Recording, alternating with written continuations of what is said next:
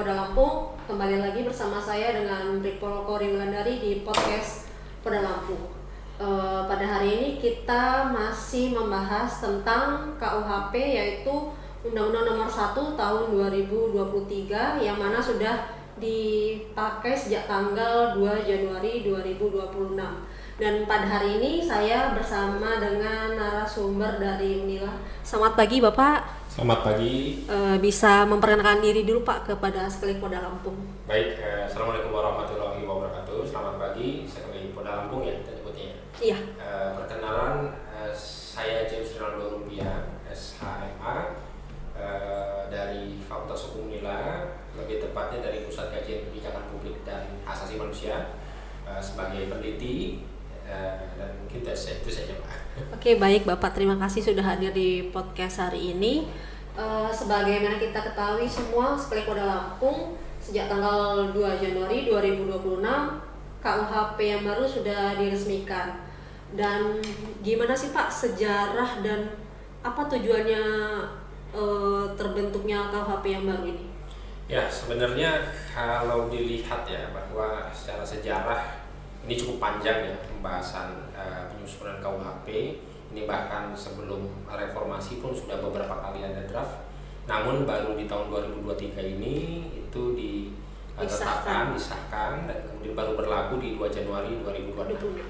Dan sebenarnya secara tujuan adalah pertama ini ingin mengubah paradigma atau perspektif dari pemidanaan yang biasanya itu retributif, ini berubah menjadi restoratif.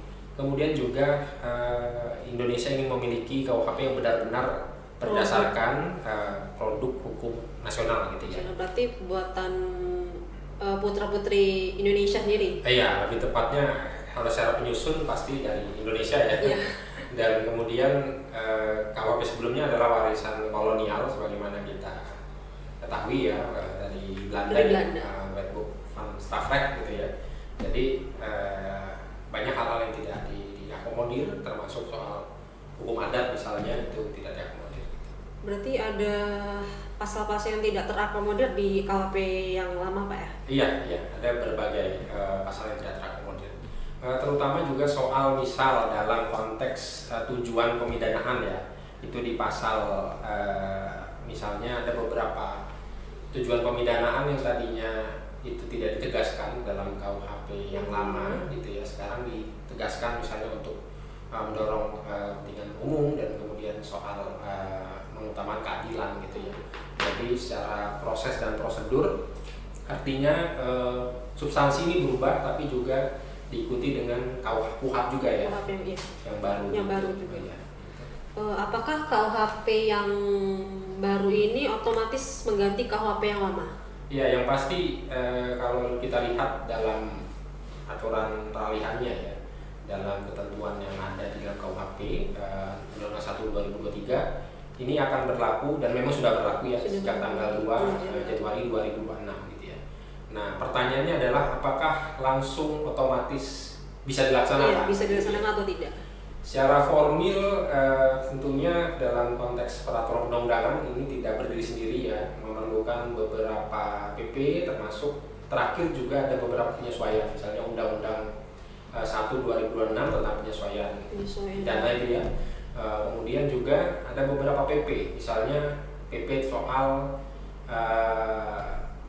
hukum yang hidup ya, PP yang baru ya, PP 55 ya, lahir tahun 2025. Itu mengatur juga soal bagaimana kriteria hukum yang hidup atau kita kenal sebagai hukum yang adat berlaku dalam sistem hukum Indonesia. Terus gimana nih Pak kalau laporan-laporan polisi yang sudah dibuat sedangkan sekarang kita pakai KUHP yang baru, apakah pasal yang diterapkan di laporan polisi tersebut pakai pasal yang baru di KUHP baru atau dua-duanya bisa dipakai? Oke, yang pasti pertama kita melihat juga hari ini apakah peraturan pelaksana yang terkait itu sudah lengkap gitu ya, termasuk peraturan di internal kepolisian sendiri ataupun misalnya di Mahkamah Agung dan di Kejaksaan apakah sudah mengatur berbagai hal yang baru, karena ini kan dua hal ya, satu KUHP dan KUHAP dalam konteks laporan itu. Dan kemudian ketika bicara soal apakah menggunakan yang lama dalam kasus-kasus tertentu, misalnya kita lihat di sidangnya Pak Nadiem Makarim misalnya, itu ada hakim menawarkan atau menegaskan soal adanya pilihan hukum ya, ketika ini didakwa dengan KUHP lama, tapi hukum acaranya mengikuti KUHP yang baru misalnya. Nah itu sebenarnya ada terkait dengan kepentingan daripada terdakwa itu sendiri. Jadi sebenarnya kalau kita lihat ini adalah sinyal bahwa KUHP baru ini itu concernnya bukan pada pembalasan, juga bukan pada efek jerah, tapi ada kepentingan hak asasi manusia, terdakwa, terlapor, dan lain-lain. Ini untuk kemudian masuk pada ranah perlindungan juga ya, pengakuan hak mereka sebagai terdakwa untuk mendapatkan keadilan yang secara substantif ya, secara material lebih dijamin gitu. Lalu apakah pasal-pasal yang kontroversial di KUHP baru seperti penghinaan kepala negara atau wakil kepala negara, penghinaan kepada lembaga negara itu kan di sosmed ini kontroversi sih Pak. Iya, karena kan dianggap membungkam kebebasan.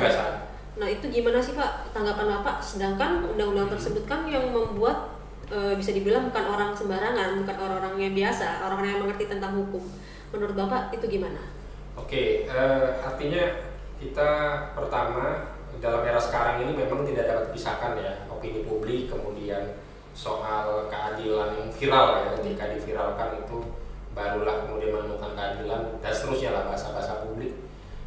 Ketika bicara dalam pasal penghinaan terhadap presiden dan wakil presiden 218 KUHP,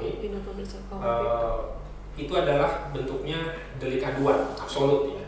Dalam hal ini yang bisa melaporkan adalah yang bersangkutan, presiden dan wakil presiden. Itu di ayat satunya ya. Dan kemudian kalau kita lihat apakah ini nanti jadi masalah ketika ada simpatisan, misalnya saya suka pada presiden A ya, sekarang ini Pak Prabowo gitu ya, saya suka pada Wapres Gibran gitu ya, kemudian saya sebagai simpatisan melaporkan orang tersebut karena menghina, itu tidak bisa gitu ya. Karena yang harus melaporkan adalah yang bersangkutan. Itu pertama. Dalam ayat keduanya, konteks kritik dan perlindungan terhadap statement atau pendapat di muka publik ini juga dilindungi. Ketika yang bersangkutan atau seorang yang menyampaikan pendapat bahwa ini ada kebijakan bermasalah terkait 1, 2, 3, 4 dan lain-lain, itu tidak dipersoalkan gitu. Karena yang berbicara tersebut itu dalam forum yang mungkin forum diskusi gitu ya, seminar ataupun statement yang berdasarkan pada kritik dan saran.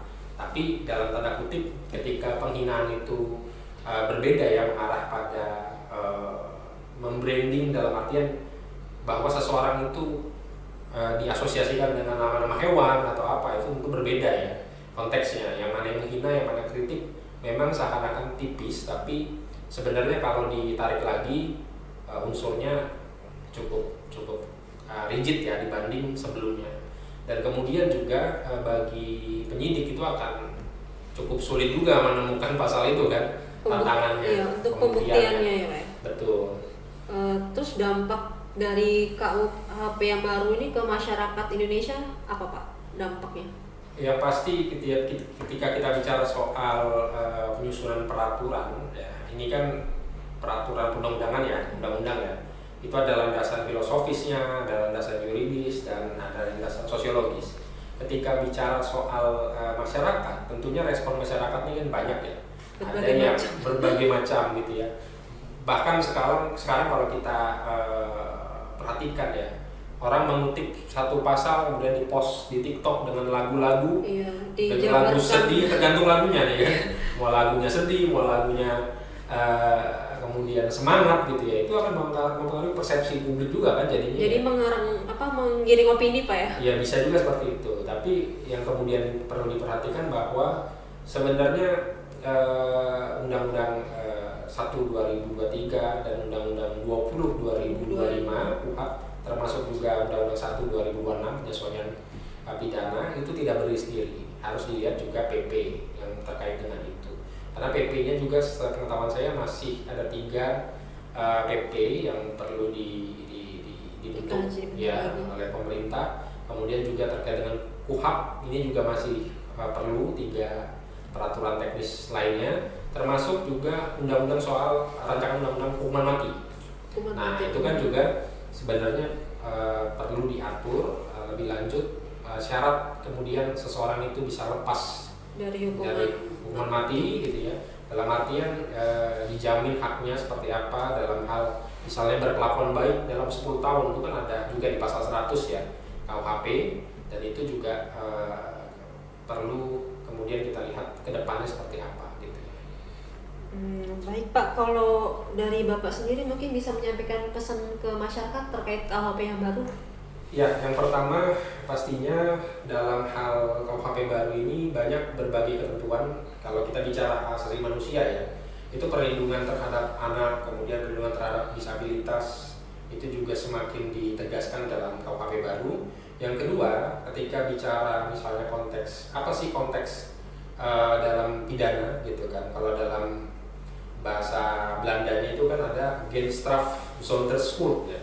Genstraf zonder schuld itu tidak ada hukuman tanpa kesalahan. Itu yang pertama. Jadi harus ada kesalahan dulu dan tidak kemudian seseorang itu dapat dihukum karena tidak ada apa-apa. Gitu. Pasti ada unsur kesalahan. Pasti ada kesalahannya. Dan kemudian kalau dilihat di pasal 53 KUHP yang baru ini itu ada rumus pemidanaan. Jadi rumus pemidanaan itu ada tindak pidana, kemudian juga ada pertanggungjawaban pidana, dan satu lagi ada pedoman pemidanaan. Jadi untuk seseorang dapat dipidana itu ada tiga unsur tadi. Jadi apa tindak pidananya yang diatur dalam KUHP dan kemudian tata caranya di KUHP, dan siapa yang harus bertanggung jawab? Tentu ketika dia aktor utama dengan dia kemudian ikut-ikutan atau dia otak dari kejahatan tersebut atau kesalahan tersebut tentu berbeda. Kemudian yang kedua juga di dalam KUHP yang baru ini semakin ditegaskan soal tindak pidana korporasi, itu pasal 45, pasal 46, 47, 48 dan lain-lain gitu ya. Ketika pidana juga bisa dilakukan oleh korporasi, dalam hal ini pengurusnya, juga bisa dalam konteks pengambil keputusan dalam perusahaan tersebut, misalnya komisarisnya dan lain-lain gitu ya. Kemudian juga ketika bicara soal hak asasi manusia, sebenarnya ada juga pasal terkait dengan misalnya beberapa ketentuan soal larangan melakukan penyiksaan dan lain-lain, itu semakin ditegaskan gitu ya di dalam KUHP yang baru. Kemudian juga ketika masyarakat mungkin hari ini itu bagaimana sih kita ingin membuat laporan misalnya di kepolisian tadi, jadi ada beberapa hak yang dilindungi termasuk saksi pun juga bisa didampingi oleh advokat gitu ya. Dan kemudian itu ya terkait dengan di masyarakat, artinya tanggung jawab dalam konteks memahami KUHP baru ini juga semua pihak belajar gitu ya. Saya sebagai misalnya konsultan hukum, sebagai peneliti itu juga masih terus harus mengkaji ini semua, dan yang pasti juga kekhawatiran yang ada ini juga harus beralasan ya, harus ada dasarnya. Satu lagi mungkin terkait dengan tadi saya singgung soal hukum yang hidup di masyarakat ya, atau dikenal dengan hukum pidana adat gitu ya. Nah, pidana adat ini juga menjadi catatan tersendiri di dalam KUHP yang baru ya bagi masyarakat. Oh nanti gimana nih ketika terjadi tindak pidana yang kemudian melibatkan adat. Nah dalam hal ini masyarakat juga harus paham bahwa untuk menuju ke sana itu masyarakat hukum adatnya harus tetapkan terlebih dahulu siapa mereka, kemudian apakah hukumnya masih ada, masih berlaku, dan terakhir ditetapkan oleh perda gitu. Berarti hukum adat harus ada perdanya. Harus ada perdanya gitu. Tapi bukan berarti kemudian negara tidak mengakui hukum adat yang ada di masyarakat, karena ada perbedaan konteks antara kemudian pengakuan negara dengan hukum yang hidup. Dan melalui KUHP yang baru ini, negara mencoba untuk memfasilitasi lagi, menggali kembali soal konteks apa yang diatur dan masih berlaku di dalam masyarakat. Gitu. Baik Bapak, saya pernah baca kalau tidak salah di KUHP baru ini lebih mengedepankan restoratif justice. Oke. Nah itu di pidana yang seperti apa yang bisa di RJ, di restoratif justice? Iya, yang pasti soal restoratif justice ini kan bukan dibedakan ya dari kemudian alasan pemaaf dan alasan pembenar ya. Kalau kita lihat di dalam KUHP yang baru dan KUHP yang baru, RJ itu sendiri harus terdapat pengawasan oleh hakim juga gitu kan. Jadi ini yang perlu dikaji, pengawasan tersebut apakah sifatnya laporan atau sifatnya apa. Yang pasti tentu beda ya dengan misalnya pencabutan laporan. Kan masyarakat tuh kadang-kadang bingung, misalnya mana itu pencabutan laporan, mana itu RJ dan lain-lain, termasuk tindak pidana apa yang kemudian bisa di RJ atau enggak. Saya kasih contoh misalnya tindak pidana soal kekerasan seksual, pemerkosaan. Kalau pemerkosaan itu kemudian di RJ, misalnya dengan penggantian uang dan sebagainya, tentu itu akan jadi masalah ya. Berarti boleh melakukan lagi nanti kan dimaafkan kan gitu ya. Jadi itu logika yang kemudian juga bisa dibangun gitu ya. Dan kedua juga ada soal pemaafan ya, judicial pardon ya. Jadi seseorang itu mengakui misalnya dia telah melakukan A, B, C, D. Jadi kalau kita lihat kemarin misalnya dalam kasusnya Pak Tom Lembong dan Pak Hasto itu kan dari presiden ya. Dari presiden. Ya, jadi pengampunan dan pemaafan dari presiden. Nah, besok ini mekanisme di dalam sistem peradilan juga diberikan ruang untuk melakukan mekanisme seperti itu dengan berbagai ketentuan. Dan kemudian juga misalnya di dalam hukuman mati ya. Dalam hukuman mati itu dalam pasal 100 itu selain berkelakuan baik, ini juga harus ada pertimbangan dari Mahkamah Agung dan Presiden sebagai kepala negara ya, dan kemudian juga kepala pemerintahan, maksud saya ini beda posisi. Dan itu juga ditetapkan di dalam suatu keputusan gitu ya, bahwa seseorang itu dibebaskan dari hukuman mati. Dan sebenarnya melihat semangat adanya komutasi itu, negara kita itu sudah mulai mengarah pada kehendak untuk menghapus tindak pidana yang diancam hukuman mati gitu kan. Dan sekarang itu bukan jadi pidana pokok lagi ya gitu ya, sudah dikeluarkan kan gitu ya. Oke, baik Bapak. Lalu kalau pesan dari Bapak nih untuk para penegak hukum terkait KUHP yang baru apa Pak? Nah, pesannya untuk para penegak hukum ya, penegak hukum ini luas ya, termasuk juga advokat gitu ya. Jadi nggak hanya polisi, nggak hanya jaksa, hakim, juga advokat gitu ya. Nah, ketika saya dalam kapasitas bukan untuk memberikan nasihat ya, tapi ini sebagai kapasitas untuk berdiskusi. Artinya di dalam hukum pidana tadi saya sebutkan ada asas di mana tidak ada hukuman tanpa kesalahan. Berarti sebenarnya bagi penegak hukum yang paling pasti adalah tertib pada hukum yang berlaku ya, hukum acara yang berlaku, prosedur dan lain-lain, yang dimana tujuannya adalah bukan untuk sebanyak-banyaknya memasukkan orang tentunya kan ya, karena dengan perspektif yang berubah adalah dengan restoratif itu adalah mengembalikan kondisi kepada yang lebih baik atau yang keadaan semula ya, sekurang-kurangnya. Dan yang kedua soal penegak hukum, tentunya penegak hukum ini hanya pelaksana ya daripada aturan yang berlaku dan menafsirkan itu ketika sesuai dengan prosedur. Artinya gini, di dalam KUHP yang sebelumnya itu dikenal misalnya dengan istilah crime control ya, pengendali kriminalitas gitu, pengendali kejahatan.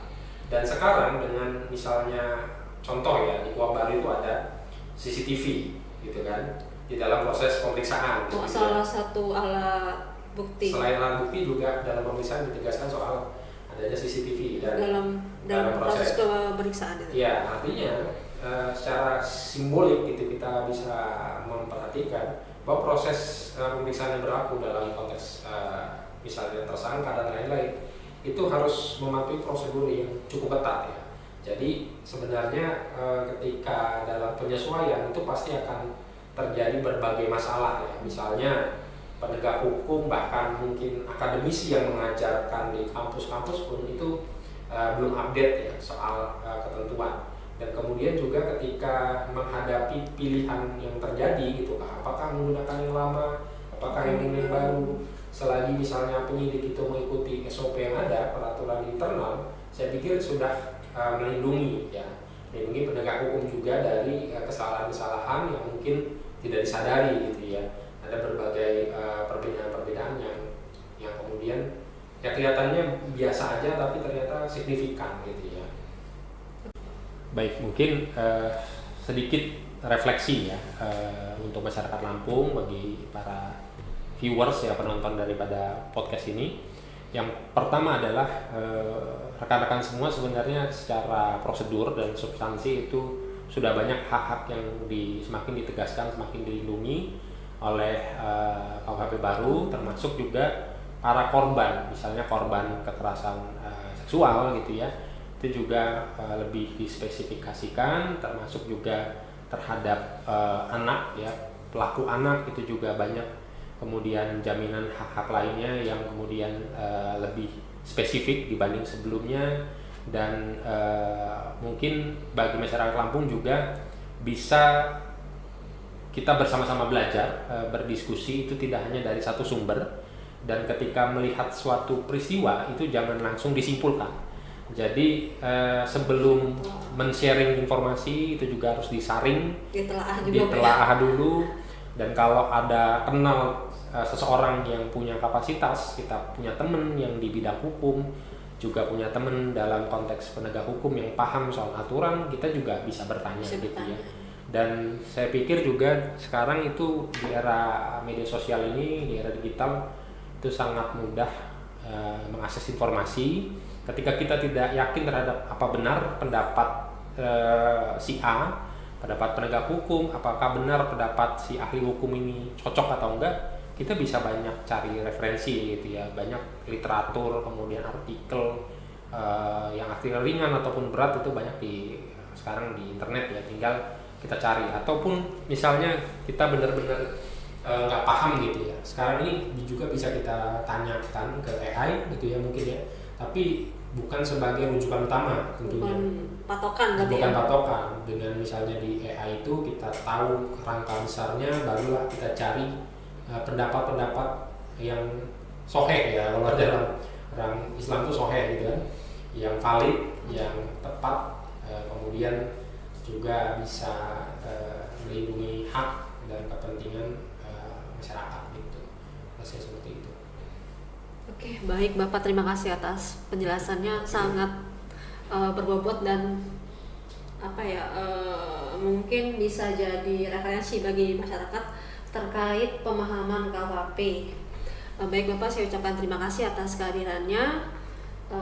Dan untuk Sekali Polda Lampung, saya akhiri. Wabillahi taufiq wal hidayah. Wassalamualaikum warahmatullahi wabarakatuh.